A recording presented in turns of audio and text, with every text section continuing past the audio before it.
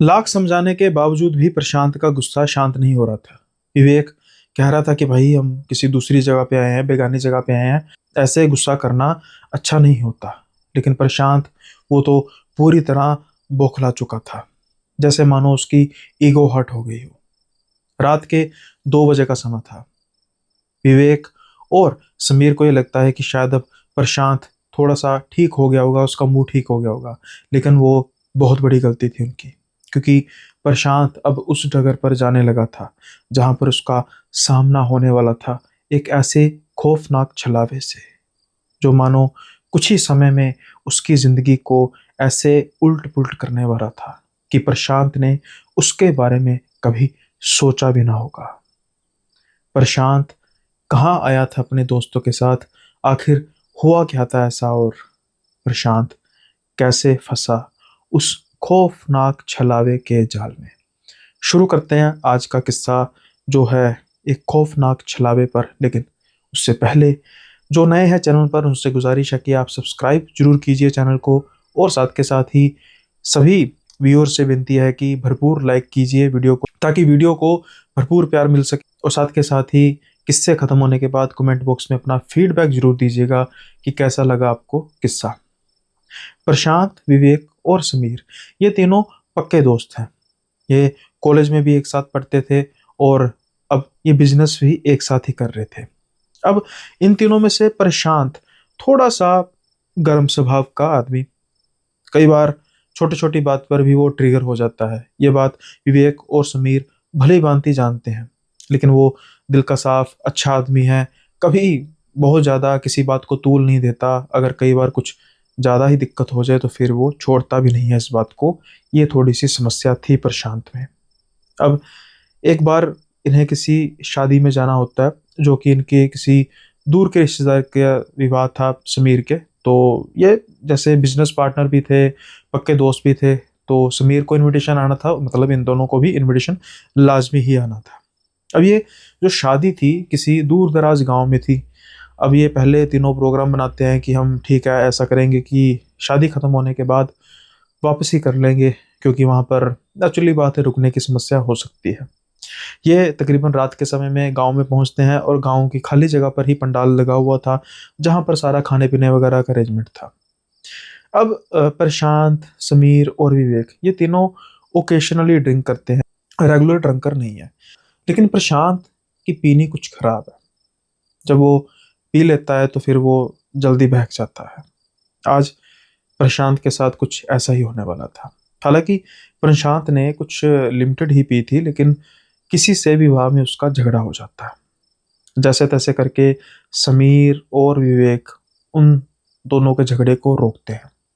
लेकिन जो दूसरा पक्ष था वो भी कुछ कम नहीं था।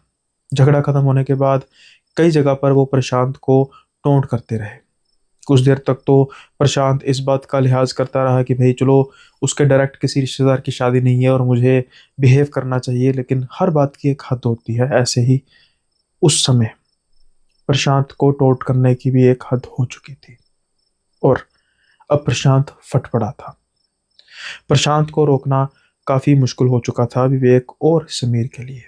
लेकिन जैसे तैसे करके, बीच बचाव करके उस झगड़े को रुकवाया जाता है।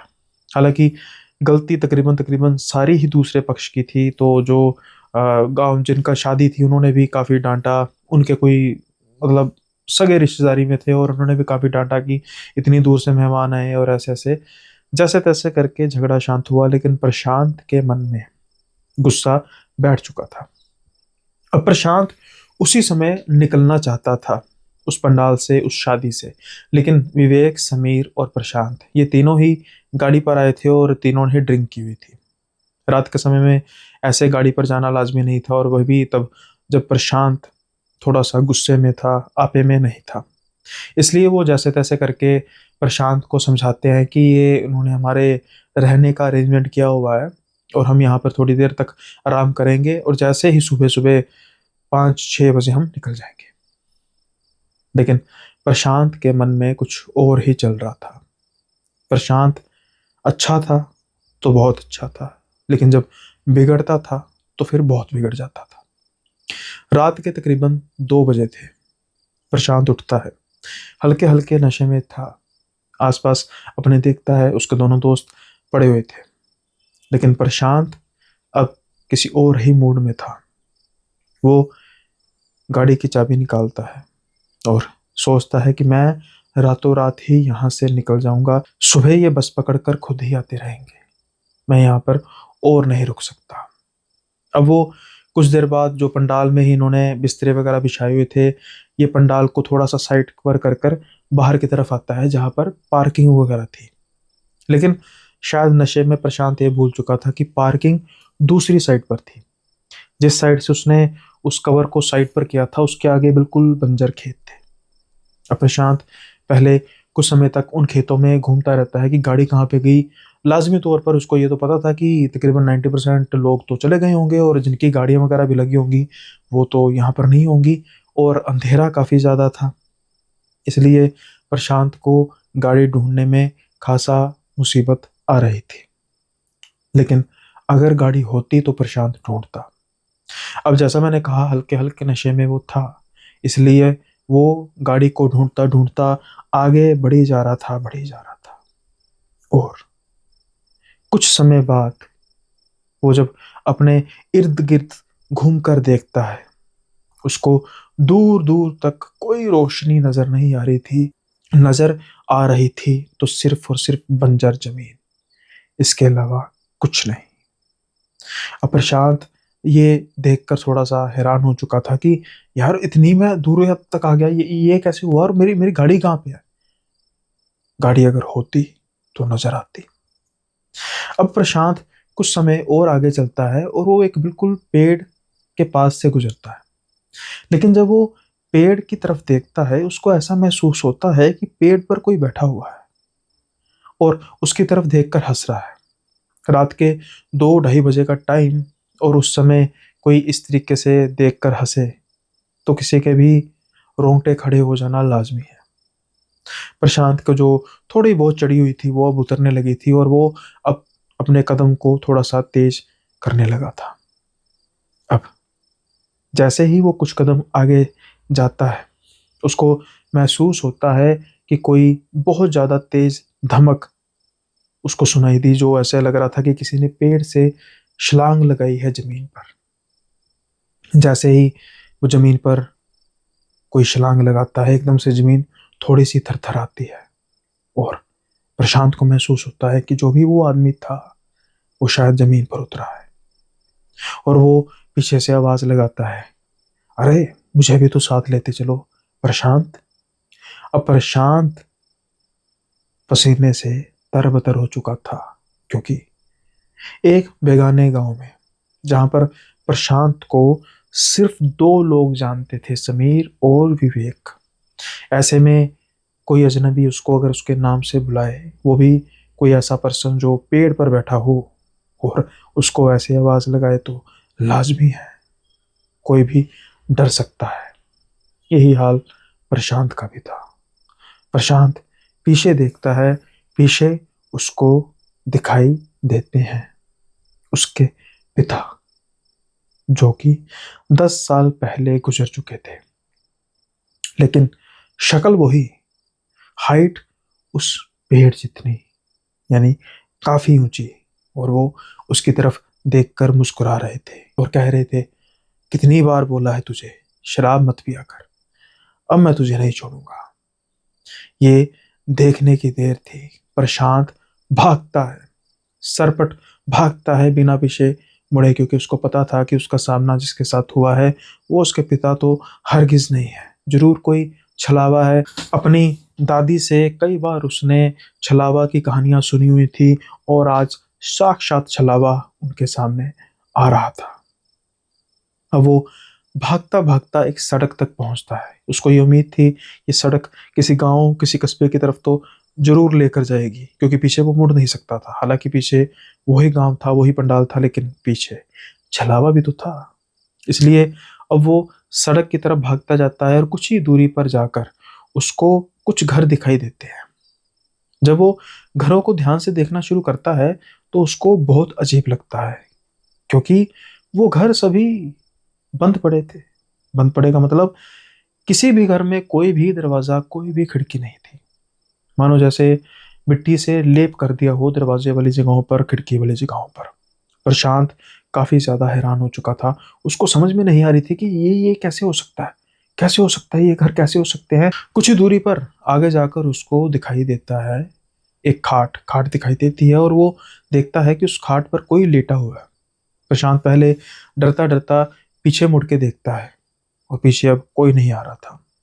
अब वो धीरे धीरे उस खाट की ओर बढ़ना शुरू करता है। उसको दिखाई देता है कि एक आदमी वहां पर सो रहा है और वो कहता है, ताऊ, ताऊ, ये कौन सा गांव है, और मैं वो जिस गांव में शादी थी ना वहां से आया हूँ और गलती से अपना रास्ता भटक गया हूँ, मुझे रास्ता दिखाओगे।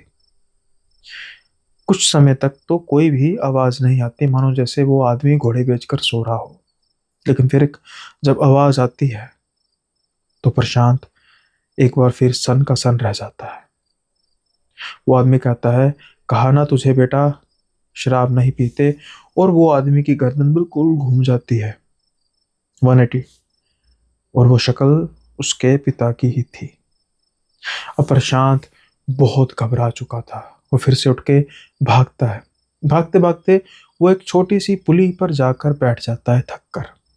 अब उसको अपनी मौत साफ दिखाई दे रही थी कि वो एक ऐसे भंवर में फंस चुका है जहां पर सिर्फ और सिर्फ मौत उसका स्वागत करेगी, क्योंकि ये छलावे का माया जाल था। अब कुछ समय बाद उसको दो लोग आते दिखाई देते हैं अंधेरे को चीरते हुए। उसको लगता है कि शायद ये मेरी मदद करेंगे। वो धीरे से आकर बैठ जाते हैं प्रशांत के आसपास, और जब वो उनकी शक्लें देखता है तो उसकी बची कुची जान भी खत्म हो जाती है, क्योंकि वो जो दो आदमी थे वो दोनों बूढ़े थे। लेकिन ऐसा जान पड़ रहा था कि वो समीर और विवेक है। मानो उनका वो फ्यूचर देख रहा था। वो उसकी तरफ देखकर कुछ कहते नहीं है, लेकिन बस हंस रहे थे, मानो जैसे छलावा अपना जाल और मजबूत कर रहा था।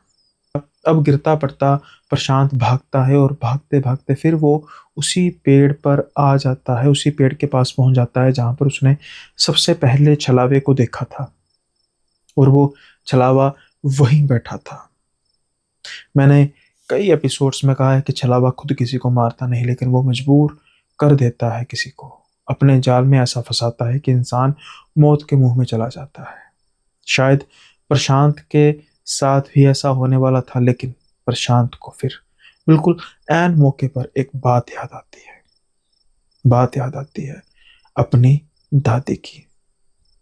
एक बार उसकी दादी ने उसको बताया था कि अगर कभी भी इंसान किसी छलावे के जाल में फंस जाए और उसको महसूस हो कि जहां पर भी वो भाग रहा है घूम फिर कर फिर वही जगह पर आ रहा है जो प्रशांत 2-3 बार कर चुका था, तो समझो उसकी मौत नजदीक है। लेकिन एक बड़ा छोटा सा टोटका है जो इस तिलिस्म को तोड़ने के लिए काफी है।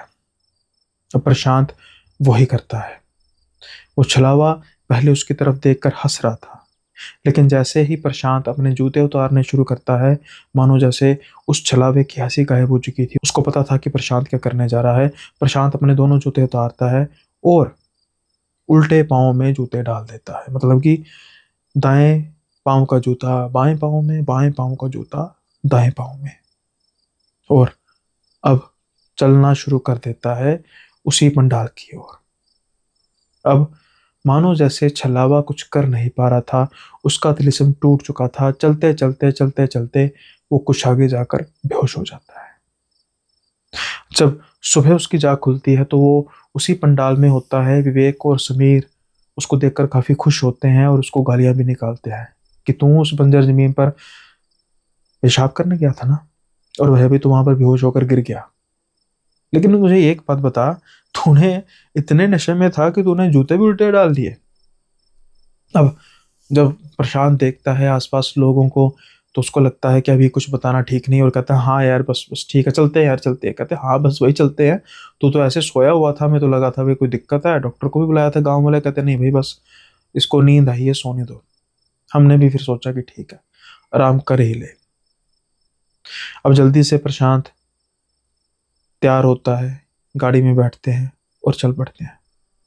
और जब प्रशांत अपना सारा वाक्य उनको बताता है कि कल इनके साथ क्या बीती, हालांकि समीर और विवेक को यही लगता है कि प्रशांत एक सपना देख रहा था, लेकिन प्रशांत कहते हैं कि वो सपना नहीं था, ये वो चीज थी जो मेरे साथ हुई। चलो मान लिया सपना था ये बात, तो विवेक और समीर भी मानते हैं कि जब उन्होंने उसको उस बंजर खेत में पड़ा हुआ पाया तो उसके जूते उल्टे थे। एक इंसान सपने में जो जूते उल्टे डालेगा असलियत में कैसे डाल लेगा, ये बात सोचने वाली तो थी। खैर, ये किस्सा था प्रशांत, विवेक और समीर का। और गुस्से में इंसान अक्सर गलतियां कर देता है, और बेगानी जगह पर जाना और इस तरीके की गलती करना कई बार सच में खतरनाक हो जाता है। अभी ये बड़ी इत्तेफाक वाली बात है कि अपने एक व्यूअर ने कहा था कि भाई छलावे की स्टोरी लेकर आओ, और ये स्टोरी इनलाइन थी, यानी कि इसकी मैंने रिकॉर्डिंग कल करनी थी, लेकिन कल आसपास जागरण था, उसकी वजह से आवाज़ बहुत ज़्यादा थी और मैं शूट कर नहीं पाया। तो आज शूट कर रहा हूँ, और कल ही बाय द वे उन्होंने मैसेज किया था, तो इत्तेफाक हो गया। अगला किस्सा भी है वैसे तो छलावे का ही, तो शुरू करते हैं अगला किस्सा। लेकिन इससे पहले अगले किस्से की ओर बढ़े, नया एपिसोड अपलोड हो चुका है मेंबर्स ओनली पर। अक्सर आपने सुना होगा कि चुड़ैलें बड़ी बदसूरत होती हैं, लेकिन इस बार कुछ बात अलग ही थी। लेकिन किस्सा जितना भयानक है उतना ही दर्दनाक है, जितना दिल दहला देने वाला है उतना दिल दुखाने वाला भी है। 15 एपिसोड्स अपलोड हो चुके हैं मेंबरशिप ओनली पर, और ये मात्र आपको सुनने को मिलेंगे 29 रुपये पर मंथ, यानी कि 1 रुपये से भी कम पर डे में। तो जल्दी से जाइए, ज्वाइन कीजिए और सुनिए लेटेस्ट किस्सा। पुणे की खूबसूरत चुड़ैल, बेहद अजीब, बेहद दिल दहला देने वाला किस्सा है, आपको सुनकर अच्छा लगेगा। सो देख इस बात की ज्वाइन कीजिए, और अब हम बढ़ते हैं अगले किस्से की ओर। ऋषि और मोहित जिस गांव में रहते थे उस गांव से कुछ ही दूरी पर एक तालाब था, कुछ होगा 4-5 किलोमीटर दूर। उस तालाब में काफी बड़ा तालाब था, और ये कभी कभी उस तालाब में मछलियां पकड़ने के लिए चले जाते थे। हालांकि ये दिन के समय में मछलियां पकड़ते थे, क्योंकि उस तालाब को लेकर कुछ मशहूर था कि वहां पर कुछ ऐसी ताकतें हैं जो रात के समय में ज़्यादा सक्रिय हो जाती हैं, और शाम ढलते ही यहाँ पर कुछ ऐसी चीज़ें नज़र आती हैं जिनको इंसानी नहीं कहा जा सकता। हालांकि ऋषि और मोहित इन बातों पर कुछ ज़्यादा विश्वास करते तो नहीं थे, लेकिन जैसे बाकी गांव वाले मानते थे ये भी मानते थे। लेकिन कई बार कुछ चीज़ें ऐसी होती हैं जो अपने बस में नहीं होती। इन्होंने एक दिन प्लान बनाया था कि ये मछलियां पकड़ेंगे, और एक समय निर्धारित किया था, लेकिन कुछ रीजंस की वजह से ये उस समय पर जा नहीं पाए और ये लेट हो गए। अब जब ये उस तालाब पर पहुंचे, तकरीबन तकरीबन शाम के 5:30 हो चुके थे, अंधेरा होने को ही था। इन्हें लगा कि चलो आज कम मछलियां पकड़ लेंगे, हालांकि तालाब जैसी जगह पर मछलियां पकड़ना कई बार कुछ मुश्किल हो जाता है, शायद आज इनके साथ भी ऐसा कुछ होने वाला था। अब ये मछलियां पकड़ रहे थे, लेकिन मछलियां उम्मीद के मुताबिक हाथ आ नहीं रही थी, और ऊपर से अंधेरा होते जा रहा था। कुछ ही समय में बिल्कुल अंधेरा, घनघोर अंधेरा छा जाता है। अब तो नजर आना भी बंद हो चुका था। ये मछली पकड़ते पकड़ते इतने मगन हो चुके थे कि इनके दिमाग में वो बात भी नहीं रही कि रात होते ही यहाँ से निकल जाना चाहिए। अब ये कुछ समय बाद, जितनी इनको एक्सपेक्टेशन थी उतनी मछली तो नहीं पकड़ते, लेकिन फिर भी ठीक ठाक मछली पकड़ लेते हैं। ये दोनों खड़े होकर किसी चीज़ में उस मछली को डाल रहे थे। अचानक उनको पीछे से ऐसा महसूस होता है कि कोई बहुत तेज चीज़ इनके पीछे से निकली है। ये दोनों एक दूसरे की शक्ल की तरफ देखते हैं, क्योंकि क्या था। वो कहते तूने भी महसूस किया? मोहित कहता हाँ मैंने भी किया, लेकिन था क्या? अरे यार कोई कोई जानवर होगा। यार जानवर इतनी तेज नहीं जा सकता।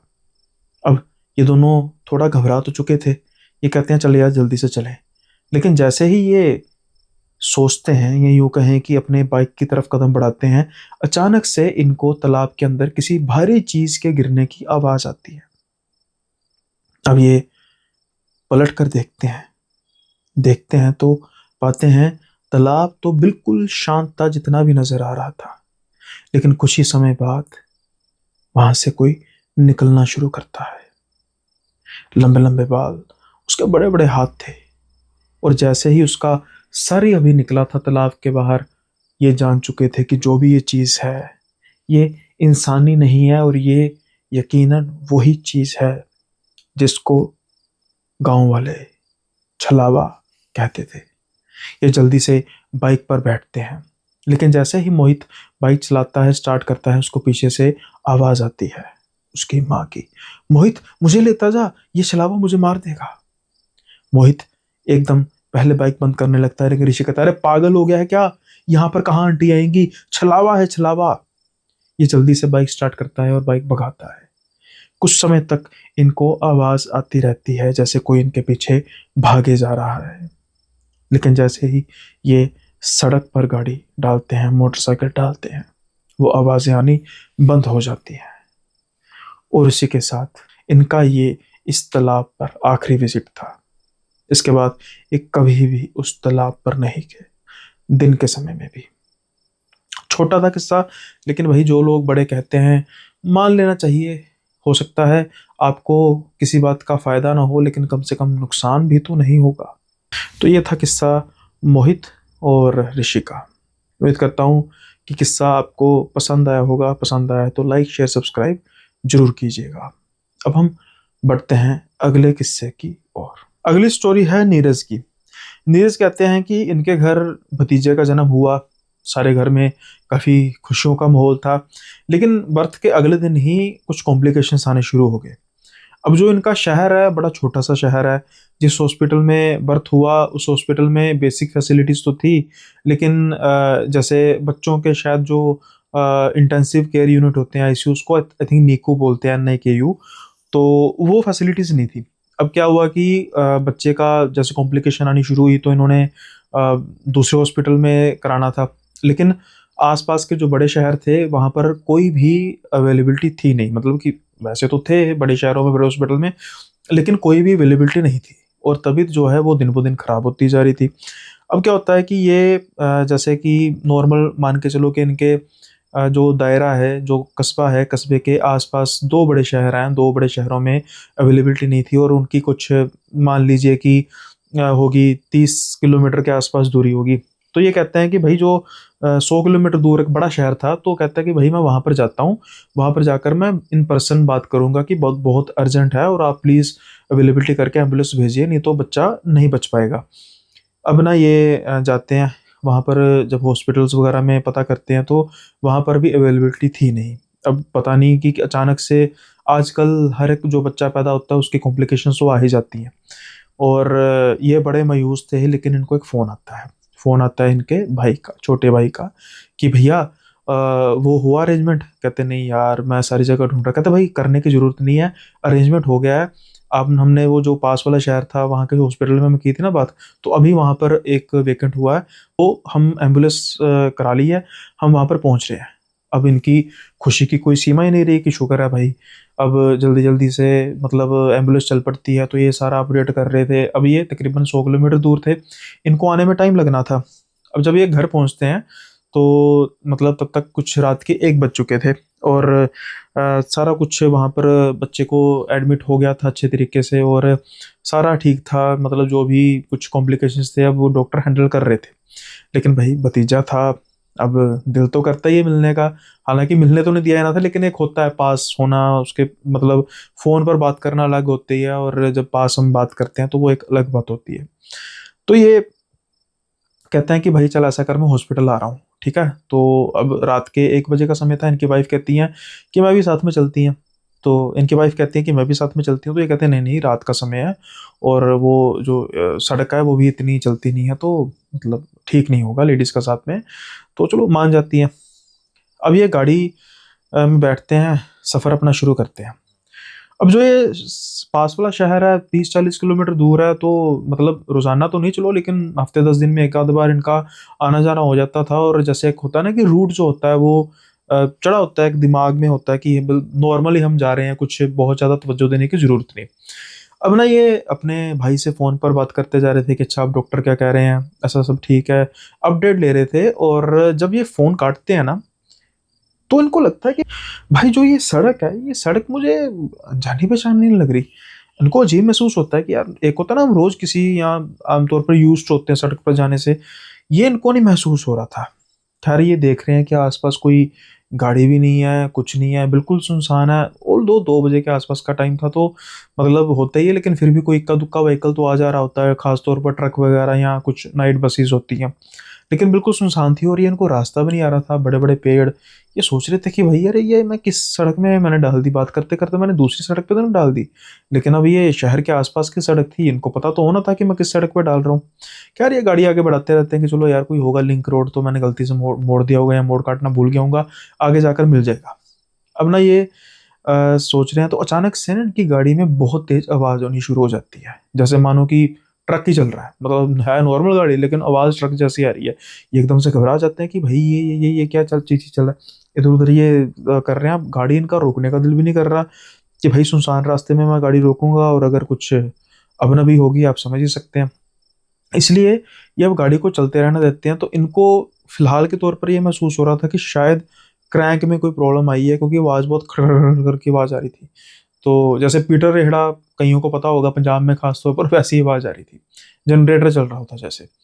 अब ना ये गाड़ी इनकी थोड़ी सी स्पीड भी कम हो रही थी, तो अचानक से ना इनकी नजर पड़ती है उन पेड़ों में से कुछ चमकती हुई चीज पर। अब ना ये जैसे ही देखते हैं, तो इनको ना दो चमकती हुई चीजें नजर आती हैं, जैसे आंखें होती हैं। तो ये देखते हैं, थोड़ी देर बाद इनको दांत भी नजर आने शुरू हो जाते हैं। अब क्या हो रहा था कि ये जैसे इनकी गाड़ी जा रही है ना, वो चीज धीरे धीरे ऐसे ऐसे करके एंगल बना के उनके पास आती जा रही है। ये गाड़ी स्पीड बढ़ाने की कोशिश कर रहे हैं कि ये क्या बुला है। बड़ी अजीब से तरीके का, हाइट भी उसकी कुछ चल रही थी, 7 साढ़े 7 के आसपास महसूस इनको हो रही थी। और वो बड़ी तेजी से आते आते आते आते आते आते आते बिल्कुल जब एंगल आते हैं, गाड़ी से टक्कर करके टकराती है। जैसे ही ठक्कर के गाड़ी से टकराती है, एकदम ये हिल जाते हैं कि ये क्या चीज़ है, और किसी की बड़े ऊंची हंसने की आवाज़ आती है। एकदम से ये गाड़ी, पहले सोचते कि रोकूं क्या, लग गया, लेकिन इनको ये पता था कि जो भी वो चीज़ है वो आम चीज़ नहीं है। और अगर कुछ आम चीज़ हुई भी तो पहली बात उसने खुद ही टक्कर मारी है मेरे साथ। और वही अगर मतलब मैंने रोकी गाड़ी तो कुछ अबनबी ना हो जाए। ये साइड मिरर से देखने की कोशिश करते हैं, वहां पर इनको कुछ नजर नहीं आता। अब ना ये बार बार पीछे साइड मिरर पर देखते जा रहे हैं कि यार कुछ चीज़ मेरे पीछे तो नहीं। लेकिन अचानक इनको आगे सामने ध्यान जाता है, वही आंखें चमकती हुई कुछ परछाई जैसी चीज इनको सामने नजर आ रही है। और अब ये बिल्कुल पूरी तरीके से घबरा चुके थे, पूरी तरीके से डर चुके थे। लेकिन ये मौका था जहां पर इनको एक फैसला लेना था। और वो फैसला था गाड़ी को रोकने का नहीं, बल्कि गाड़ी की स्पीड को बढ़ाने का। अब जैसे ही ये गाड़ी की स्पीड बढ़ाते हैं, आवाज और तेज आने शुरू हो जाती है, मानो जैसे इनको आवाज वो बिल्कुल बर्दाश्त ही नहीं हो रही थी। लेकिन फिर भी ये गाड़ी की स्पीड बढ़ाते हैं। और देखते देखते जैसे ही उसको एक तरह की टक्कर लगती है, एक झटका जरूर लगता है, और उनको बिल्कुल कुछ सेकंड के लिए ऐसे महसूस होता है जैसे कोई बड़ी ठंडी चीज इनके आर पार हुई है, और गाड़ी झटके से आगे जाती है। कुछ देर गाड़ी झटके से आगे जाती है, अचानक से आवाज बिल्कुल नॉर्मल हो जाती है। और अब जैसे ही गाड़ी एक तिरछा मोड़ लेती है, क्योंकि आगे तिरछा मोड़ था, अब ये देख रहे हैं कि आसपास कुछ गाड़ियां भी चल रही हैं। इनकी गाड़ी बिल्कुल भी आवाज नहीं कर रही। लेकिन अब ये गाड़ी अपनी रोकते नहीं है। ये बिल्कुल घबरा चुके थे, फोन देख रहे थे, फोन के नेटवर्क भी नहीं थे। अब ये डिसीजन लेते हैं कि भाई मैं गाड़ी को चलते रहना दूंगा, मैं गाड़ी को किसी भी हालत में रोकूंगा नहीं, जो कि बिल्कुल सही फैसला था। अब ये जब गाड़ी को चलते रहना देते हैं, महसूस हो रहा था कि जानी पहचानी जगहें आ रही हैं, और कुछ देर बाद ही हॉस्पिटल पहुंच जाते हैं। अब जब ये हॉस्पिटल गाड़ी पहुंचते हैं, तो इनको ये बाद में दो चीज़ें थी कि भाई गाड़ी की 2 बार टक्कर हुई है, जो भी चीज़ है मुझे नहीं पता कि वो क्या थी, लेकिन टक्कर तो हुई है। अब उतर कर जब ये देखते हैं, यानी कि एक तो साइड में और एक बिल्कुल सामने, ना ही साइड में ना ही बिल्कुल सामने एक छोटी सी खरोंच तक नहीं थी गाड़ी में। ये समझ चुके थे कि जिस चीज से टकराए थे वो कोई खास चीज ही थी, और वो रास्ता भी कुछ अलग ही था। आज इस बात को 4 से 5 बरस बीत चुके हैं। जब ये गाड़ी ड्राइव कर रहे थे, इन्होंने कई ऐसी चीजें देखी, कुछ चीजें ऐसे नोट की, जिसे हम लैंडमार्क्स कह सकते हैं। दिन के समय में ये आसपास की सड़कों को छान मारते थे जब इनको छुट्टी होती थी, लेकिन आज तक कभी भी इनको वो सड़क नहीं मिली। इस दौरान ये उस शहर में कुछ बार रात के समय में अकेले तो नहीं गए, अपनी फैमिली के साथ गए। लेकिन जब भी ये जाते थे तो कुछ ना कुछ भजन या परमात्मा का नाम कुछ ना कुछ तो ये लगा के रखते थे, ताकि गलती से भी उस रास्ते में ना चले जाए, जिस रास्ते से ये गए और आज तक इन्होंने अपने परिवार वालों के साथ किसी के साथ वो बात नहीं की, क्योंकि अगर करेंगे तो वो बेचारे परेशान ना हो जाए। तो ये था किस्सा नीरज का। उम्मीद करता हूँ आपको पसंद आया होगा। तो बताइए आपकी भाई क्या हुआ होगा इनके साथ।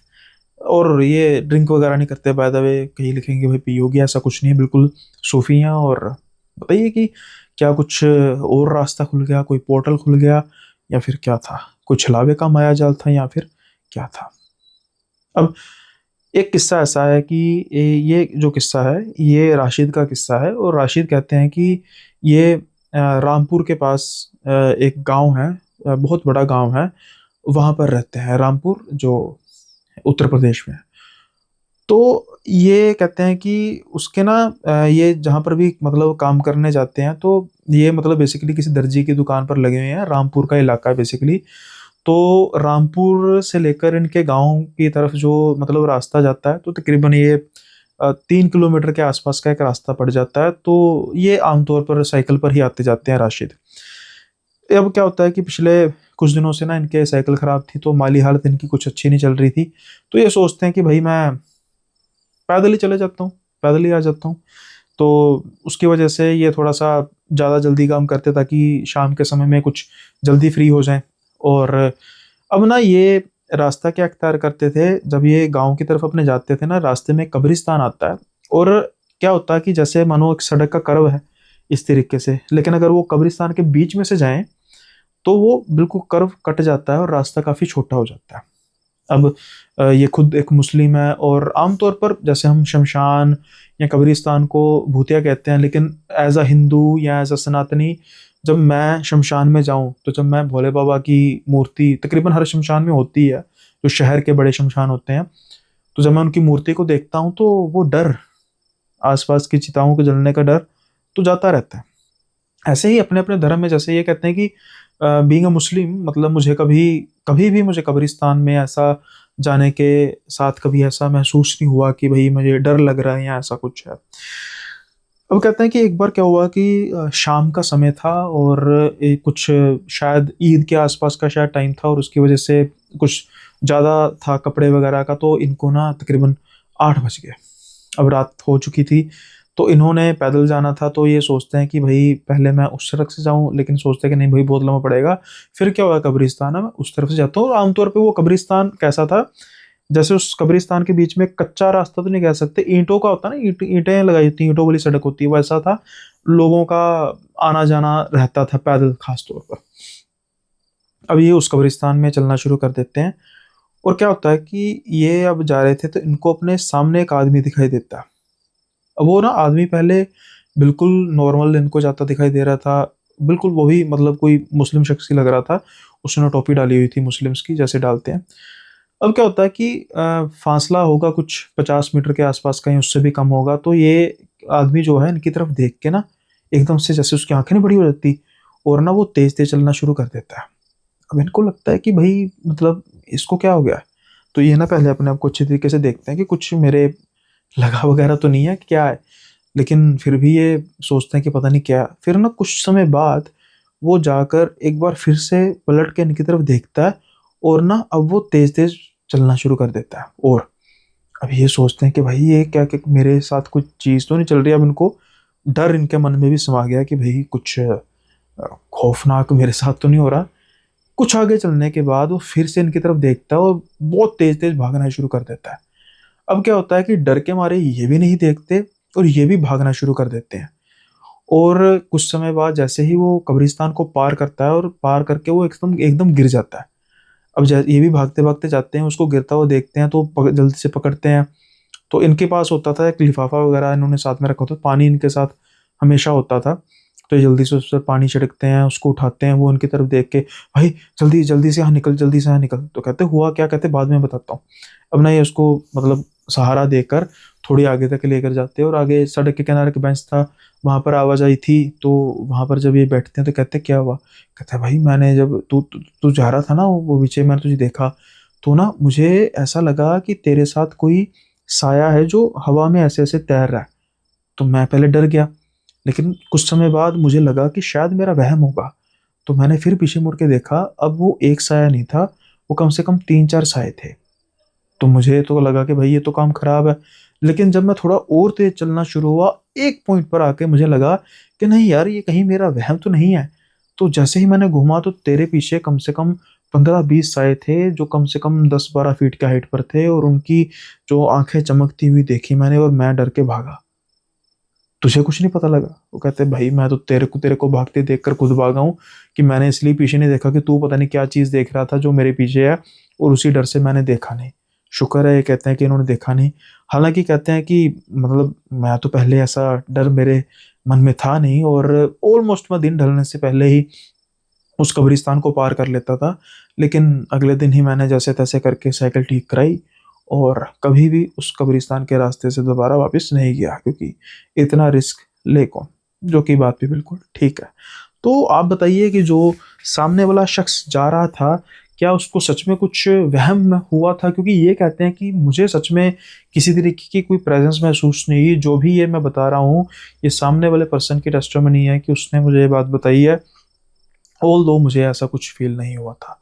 तो हो सकता है कि उस आदमी को सच में कुछ ऐसी चीज़ें नज़र आ गई हों। तो ज़रूर बताइएगा कमेंट बॉक्स में कि आपका क्या विचार है। और रामपुर के इलाके से अगर कोई है तो आप ज़रूर बताइए कि मैं रामपुर के इलाके से बात कर रहा हूँ।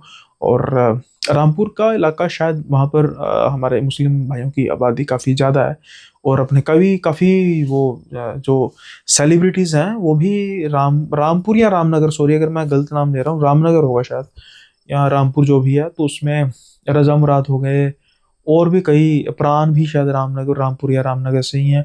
तो बड़ी बड़ी शख्सियतें हैं वहाँ की। और बताइएगा अगर कोई है उस इलाके से या उसके आसपास के इलाके से, तो मुझे खुशी होगी जानने में कि भाई वहाँ पर कब्रिस्तान तो नेचुरली बात है वहाँ पर बहुत होंगे। तो ये था किस्सा राशिद का। उम्मीद करता हूँ कि आपको पसंद आया होगा। अगला किस्सा है विकास का। विकास कहते हैं कि इनकी नई नई नौकरी लगी जयपुर में। अब जो ये इनकी नौकरी थी, इसमें जो शिफ्ट थी वो तकरीबन कई बार रात की शिफ्ट भी होती थी, और रात की शिफ्ट में 2 जानों का होना लाजमी होता था। और जो पेंट्री बॉय होता था उसको 9 बजे तक लाजमी होना होता था। 9 बजे के बाद फिर इनकी अपनी देखा देखी होती थी, और सुबह फिर ये जब 6-7 बजे फ्री होते थे जब सिक्योरिटी गार्ड आता था, तो ये इनका काम था। कुछ होगा नाइट ड्यूटी में भी। अब कहते हैं कि जो ये ऑफिस था, शुरू शुरू में तो जब ये गए तो इनको मतलब बिल्कुल ठीक ठाक लगा रात के समय भी। अब क्या होता था कि जैसे वो जो आदमी था, पेंट्री बॉय था, वो 9 बजे बिल्कुल बिल्कुल 9 बजते ही जैसे वो भागने की करता था। हालांकि हमें कभी इस चीज़ का हुआ नहीं, क्योंकि उसका टाइम इतने बजे था। हालांकि अब कभी यारी दोस्ती में हम उसको कह देते कि भाई पहले कर, हमें हमें ज्वाइन कर लिया कर, रात को कोई मंगा लेते हैं डोमिनोज से, कुछ खा पी लेते हैं। तो कहता था नहीं नहीं नहीं, बस मैं जा रहा हूँ जा रहा हूँ। कभी उसने बात खुल के बताई नहीं। अब क्या होता है कि एक बार तकरीबन 9 बजे का टाइम था, ये जाने को तैयार था, और हम ना दोनों जाने बातें कर रहे थे। अब लेकिन जाने से पहले ना ये अचानक हमारी बड़ी गौर से बातें सुनने शुरू कर देता है। तो ये कहता है कि सर एक बात कहूँ, रिक्वेस्ट है। कहते हैं हाँ बोलो।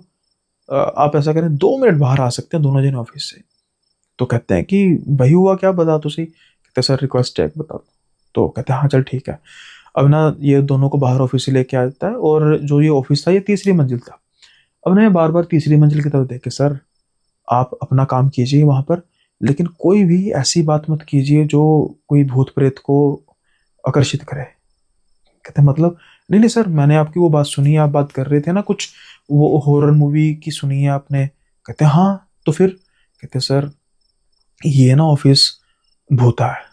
अब जैसे ही ये बात सुनते हैं तो ये दोनों ऊंची ऊंची हंसने लग पड़ते हैं। वो कहते हैं भाई क्या हो गया, कि किस चीज़ की बात कर रहा है?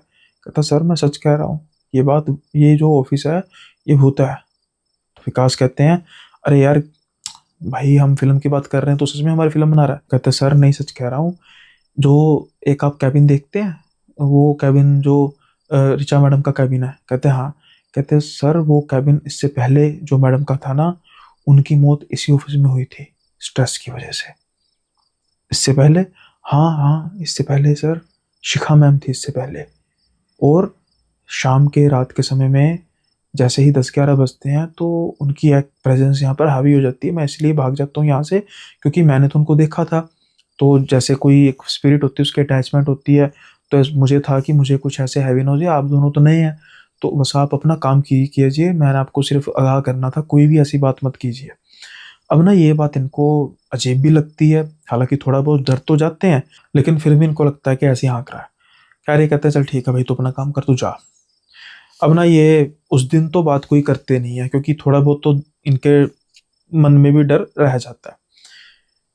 कुछ दिन बीतते हैं, तकरीबन 9 बजते हैं। इस दिन बारिश का आज मौसम था, और ये 9 बजते ही जो पेंट्री बॉय था वो जाने की करता है, और ये विकास और जो इनके साथ इनका साथी था ऋषभ, ये दोनों अब बातें कर रहे थे। बातें करते करते बात चल जाती है हॉरर में।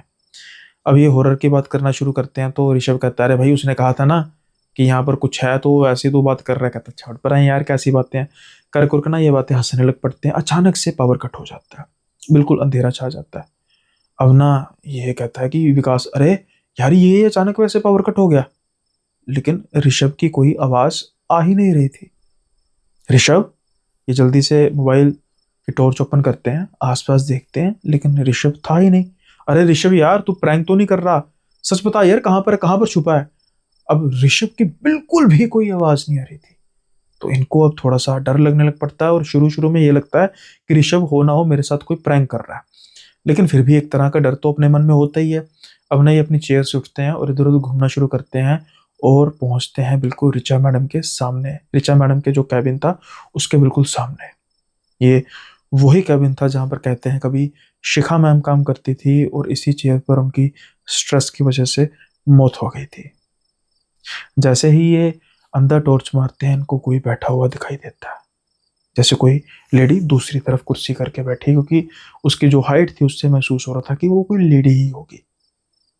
अब जैसे ही यार ऋषभ, तू तो नहीं है। अब धीरे से कुर्सी घूमती है। जैसे ही कुर्सी घूमती है, रोंगटे खड़े हो जाते हैं विकास के, क्योंकि कुर्सी पर कोई भी नहीं था, और खाली कुर्सी कैसे खुद ब खुद घूम जाती है। ये सबसे पहले जैसे मैंने कहा, इनके रोंगटे खड़े होते हैं, लेकिन साथ में इनको गुस्सा भी आता है कि कहीं ऋषभ नीचे टेबल के बैठकर कुर्सी तो नहीं घुमा रहा। ये गुस्से से जैसे ही हैंडल को प्रेस करते हैं, तो ये पाते हैं कि केविन तो लॉक है। अब इनको सच में डर लग रहा था। ये कह रहा ऋषभ कर यार, मजाक ना कर, सच कह रहा हूं, मैं डर रहा हूं, तू जो मर्जी करो। ये लाइट पता नहीं क्या हो गया, लाइट को क्या हो गया, यूपीएस भी क्यों नहीं चल रहा। और ये करते करते इधर उधर घूमे जा रहे थे। अचानक इनका ध्यान एक कमरे की तरफ जाता है। अब ये कमरा, इनको यहाँ पर जॉब करते काफी महीने हो चुके थे। इन इतने महीनों में इन्होंने ये कभी रूम, मतलब ये दरवाजा कभी देखा ही नहीं था।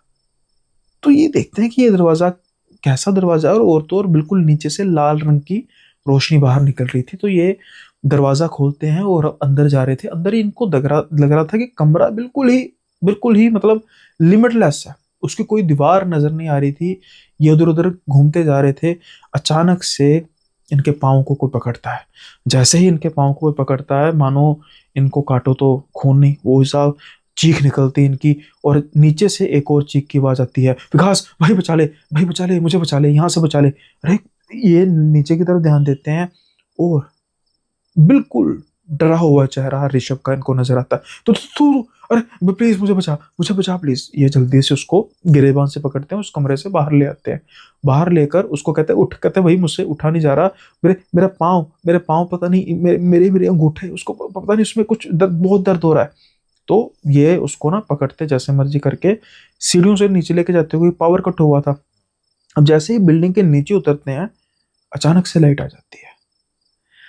लेकिन जब ये ऋषभ का हाल देखते हैं, वो कह रहा था कि उसके पाँव में बहुत दर्द हो रही है। जब उसका शूज उतारते हैं तो वो देखते हैं उसका एक अंगूठा और उसके साथ वाली उंगली है ही नहीं, बिल्कुल गायब हो चुकी है। और ये जब देखते हैं तो इनकी हैरानी और डर की कोई सीमा नहीं रहती।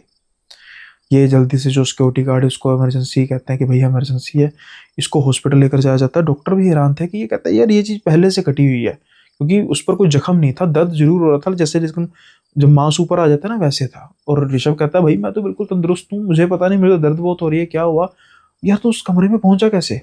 ऋषभ कहता है नहीं यार, जैसे ही लाइट गई तो मैं तेरा नाम ले रहा हूँ, और तेरी कोई आवाज ही नहीं मुझे आ रही। और मैं जैसे घूमते घूमते इस कमरे की, ये कमरा मैंने पहली बार देखा, और यहाँ पर लाल रंग की रोशनी थी। अचानक ऐसे मुझे महसूस हुआ जैसे मुझे किसी ने पाँव से पकड़ा है, और मैं एकदम से नीचे गिरा और कुछ समय बाद तू आ गया। अब विकास कहता है कि भाई मैं तुझे आवाज लगाता जा रहा हूँ।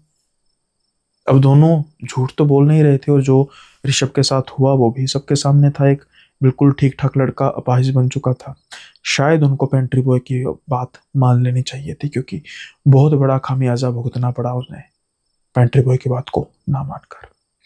तो ये था किस्सा ऋषभ और विकास का।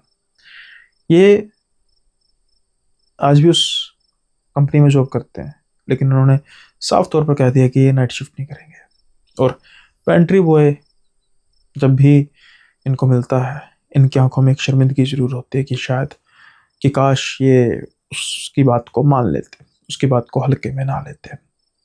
तो यह था किस्सा विकास का, ऋषभ का। उम्मीद करता हूँ कि ये आपको पसंद आया होगा। आज का जो एपिसोड है वो काफ़ी स्टोरीज हो गया। कितनी होगी स्टोरीज? 2 छलावे की होगी स्टोरीज, एक हो गई जो कार वाली स्टोरीज, एक अपने जो कब्रिस्तान वाली स्टोरीज, 3 4 5 स्टोरीज होगी मेरे हिसाब से। शायद ये पहला एपिसोड होगा जहाँ पर 5 स्टोरीज मैंने नरेट की है। तो इससे पहले हम आज का एपिसोड ख़त्म करें, तो जल्दी से आज के कुछ कमेंट्स रीड कर लेते हैं, शाउट आउट्स।